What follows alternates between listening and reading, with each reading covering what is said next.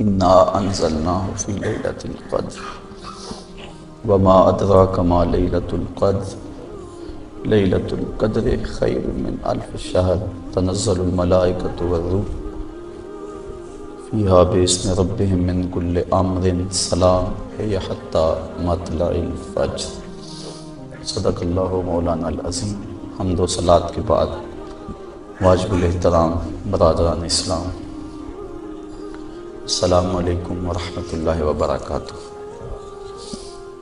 ذکر رسول کی چاشنی سے بھی آپ کو کافی سیرابی ہوئی، اور مجھ سے قبل 2-3 خطابات بھی آپ کے سامعہ نواز ہوئے، 1:15 ہو گئے۔ صلاۃ و تسبیح، دیگر نوافل، دعا اور دیگر معمولات ابھی باقی ہیں۔ میں چند لمحوں کے لیے کچھ باتیں آپ کی گوش گزار کرنی ہیں۔ اللہ تعالیٰ میری زبان پہ کلمت الحق جاری فرمائے۔ پھلا پھولا رہے یا رب چمن میری امیدوں کا، جگر کا خون دے دے کر یہ بوٹے میں نے پالے ہیں۔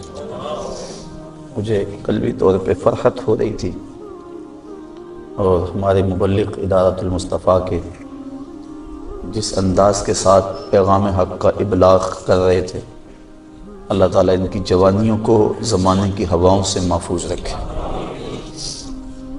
ان کے علم کو لالچ کی ہوا سے محفوظ رکھے، ان کے درد کو ریا کی ہواؤں سے محفوظ رکھے۔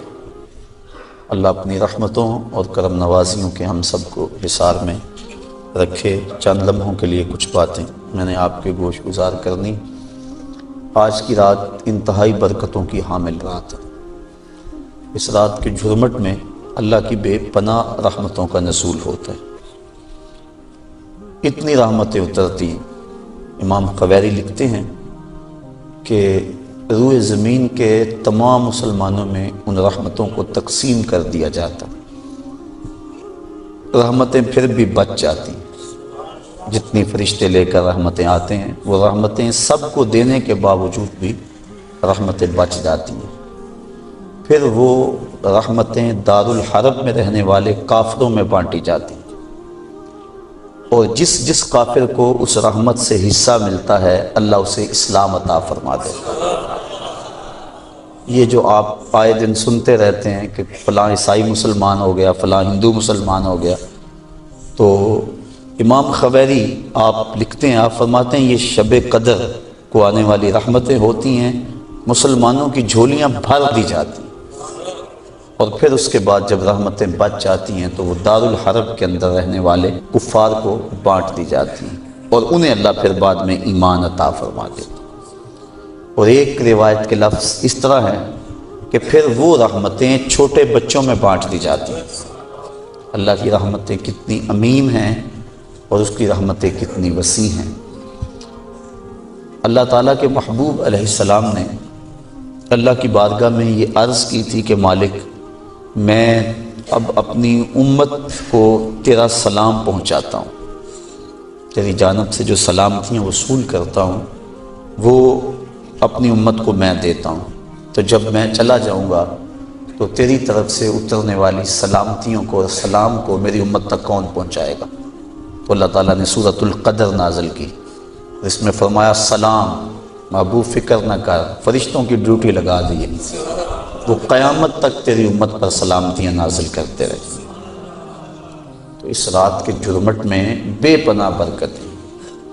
ویسے تو حدیث شریف میں آتا ہے کہ اس کو طاق راتوں میں، آخری عشرے کی طاق راتوں میں تلاش کرو، لیکن حضرت ابی بن کعب رضی اللہ تعالیٰ عنہ قسم کھایا کرتے تھے کہ مجھ سے قسم لے لو کہ شب قدر جو ہے وہ 27ویں کی رات ہے۔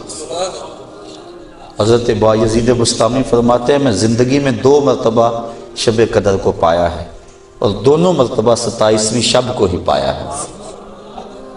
حضرت ابو الحسن ایک بزرگ ہیں، وہ کہتے ہیں جب سے میں نے ہوش سنبھلی ہے اس وقت سے لے کر اب تک ہر سال میں شب قدر کو پاتا ہوں، اور میرا تجربہ یہ ہے کہ اگر پہلا روزہ پیر کا ہو تو شب قدر 21 تاریخ کو ہوتی ہے، اور اگر پہلا روزہ جمعرات کا ہو تو شب قدر 25 تاریخ کو ہوتی ہے، اور اگر پہلا روزہ جمعے یا منگل کا ہو تو شب قدر 27 کو ہوتی ہے، اور اگر پہلا روزہ جو ہے وہ اتوار یا بدھ کا ہو تو شب قدر 29 کو ہوتی ہے۔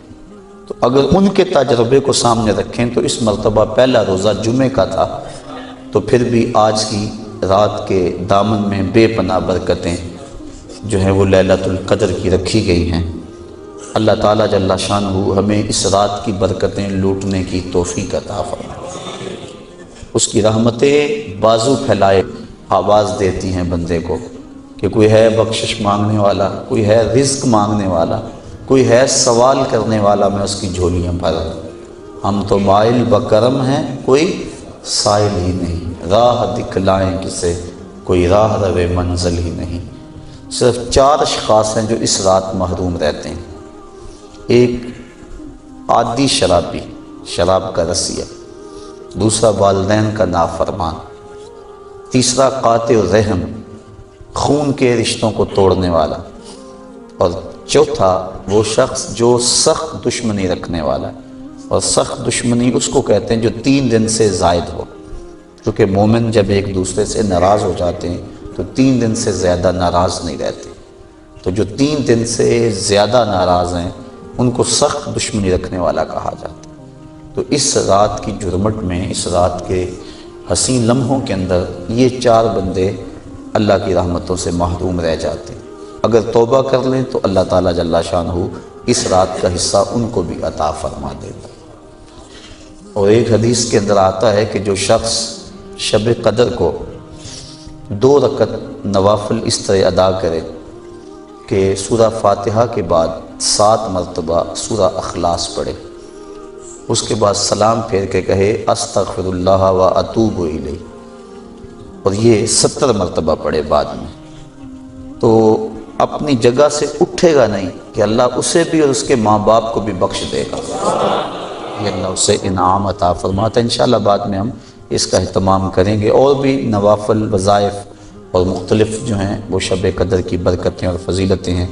سورہ تکاثر اور اس کے بعد سورہ اخلاص پڑھنے کا حکم ہے، اور وہ 4 رکعتیں ہیں، 70 مرتبہ پڑھی جائیں۔ دیگر مختلف جو ہیں وہ علماء نے اپنے اپنے تجربات اور ان کو جو روایات ملی ہیں وہ امت تک منتقل کی ہیں۔